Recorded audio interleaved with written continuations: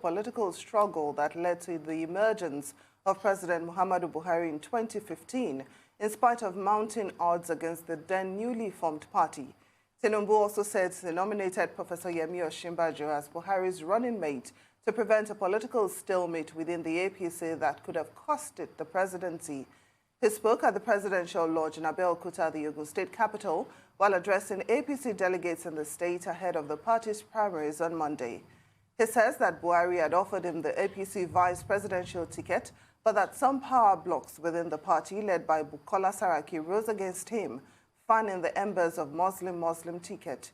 He added that he later settled for Osinbajo as a running mate to Buhari so as not to jeopardize the party's chances in 2015, while noting that Saraki fought him just because he wanted the Senate presidency as a fellow Muslim too.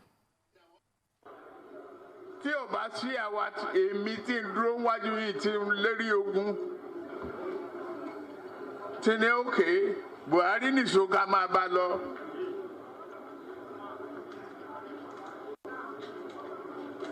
Kò lè di president.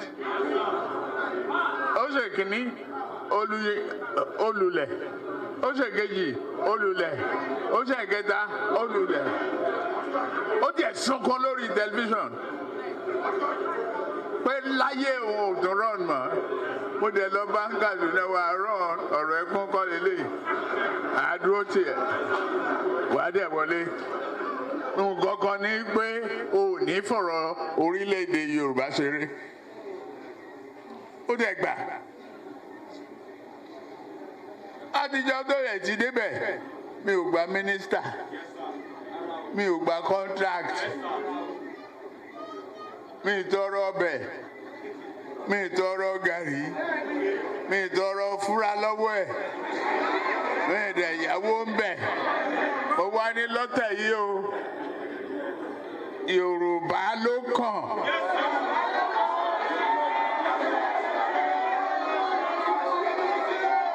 Tá a bá dẹ̀ sa Yorùbá náà, èmi ló kàn.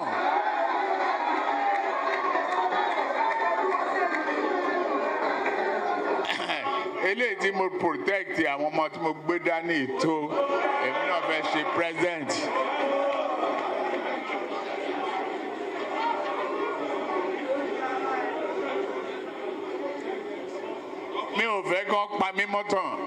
I do not have a doubt in my mind, and I'm sure there's no doubt in your mind as to why our leader has come. Our leader, our people have listened to you very well. I'm sure they've digested everything you've said. Rest assured that we will do the right thing. We shall do the right thing. You have justified and stated clearly why power must come to not just the South, but the Southwest. Joining us now to look at the likely political fallout of Tinubu's statement and the political alliance that led to the formation of APC, the roles played by major actors, and also a preview of the APC presidential primaries, is Arise News analyst Frank Tietie. Welcome, Frank. Thank you for joining us this afternoon. My pleasure. Thank you. Thanks. I'm sure you heard the intro, and I'm sure everyone has heard that clip that is now making the rounds all over of Tinubu. I want to get your response or your reactions to his speech. Did it give off a bit of a wounded lion type vibe, seeing as he was able to express himself, for lack of better words? He really expressed himself. What do you say? Oh, well, thank you again. There's hardly anything in that transcribed video that it's not true. What I mean is that what the Asiwaju Bola Ahmed Tinubu has said, much of it is true. These are matters of fact and recent history that are commonplace. Again, it's a bit of wonder that Bola Ahmed Tinubu is expressing these these statements quite late. He should have, I mean, he has been quite humble about the role he played in the emergence of President Muhammadu Buhari. He hasn't said much about it in the last 7 years.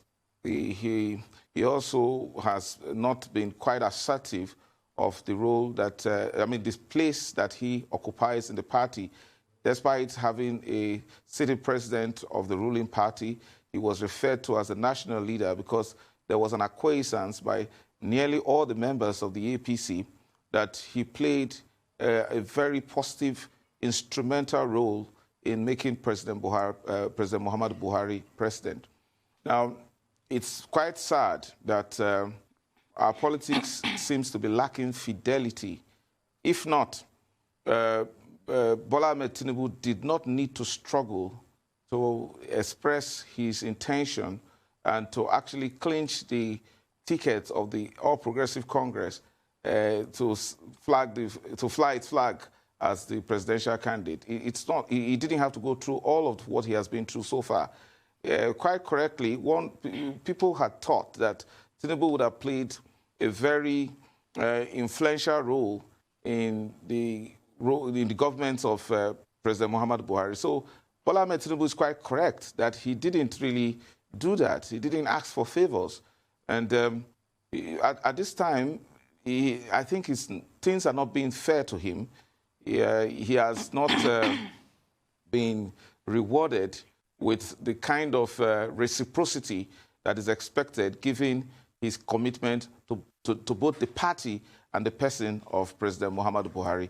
So, in answering your question, whether he's talking like a wounded lion, he should have seen the handwriting on the wall and need not to have waited to this tail end before being this assertive. The president doesn't have any reason why he shouldn't support Bola Ahmed Tinubu. If he does, and if he eventually decides not to support or to anoint him or to propose him as his successor, as he had said, then he owes not only the party, but the entire country a reason why he is not supporting Bola Ahmed Tinubu.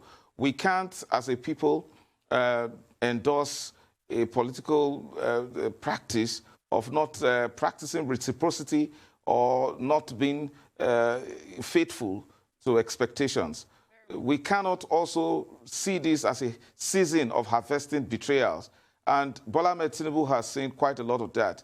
And at this time, he seems to be winning some sympathy because of the way he has been treated by a party that he has shown so much commitment to. He has actually been so much vilified because of the APC. He's been called several names, he's been attacked, and meanwhile, the man has kept his cool.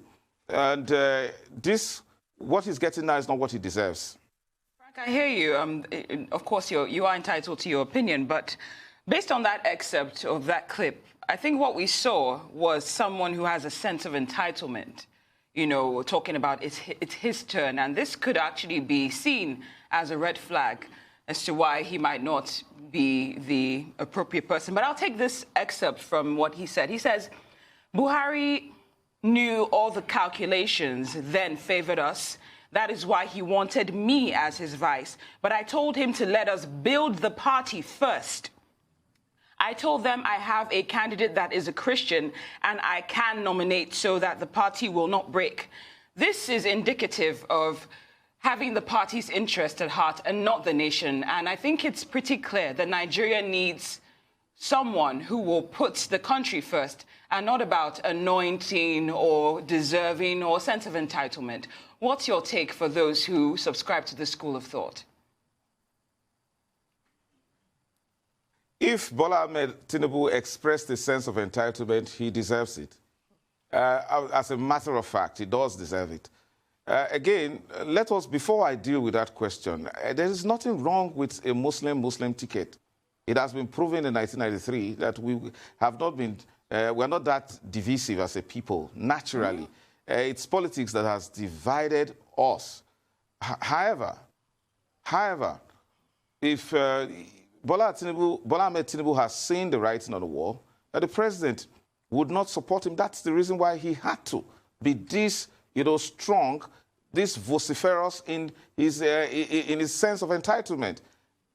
The president didn't need, just imagine, to the extent Frank, I'm that so sorry to come in. Please, I would appreciate, because of time, I would like you to do justice to that. But if there's time for you to go into this other element, we can come back to it. But please, could you address what I asked you, just because of time, so that you have time to do justice to it? Okay. I had a problem listening to the latter part of your question. That's Which part did you miss? Okay, I can take it again. Addressing the other issue. Okay, I'll take it again. I was saying that based on what we saw yesterday, it's indicative that the party's interest is being put before the interest of the country.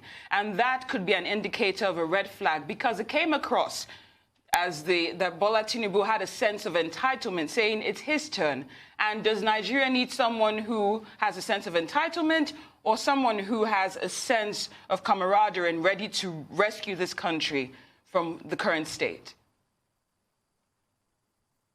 Oh, yes, it does have a sense of entitlement, and I agreed to the fact that it is better for the party to put the country ahead of personal interest. And the person who does know that at this moment is the president, who seems to have access to information that not too many other persons have. And that may have informed his decision not to be quite, clear on his successor, expectedly to be Bola Ahmed Tinubu. So it's commendable that for any politician to put his country first. So that sense of entitlement, having the sense that, oh, I made you president, I made this man governor, I made this one vice president and all of that, and now it's my turn.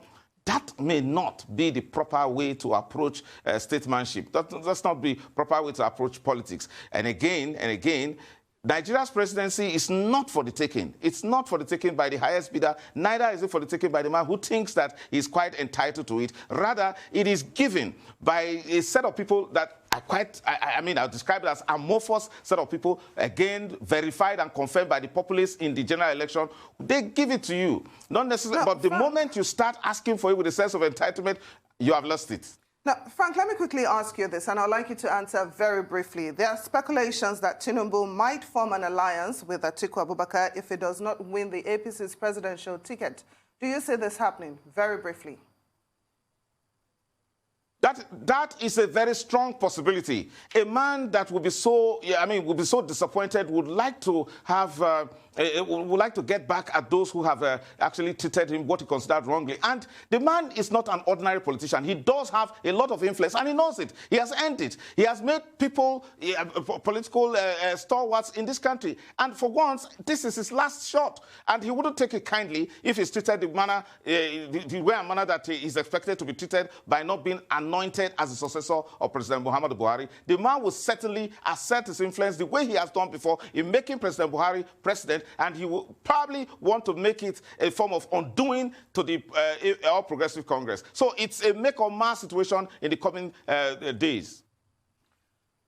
All right. Well, thank you so much for joining us, Frank, joining us for this discussion on Newsday.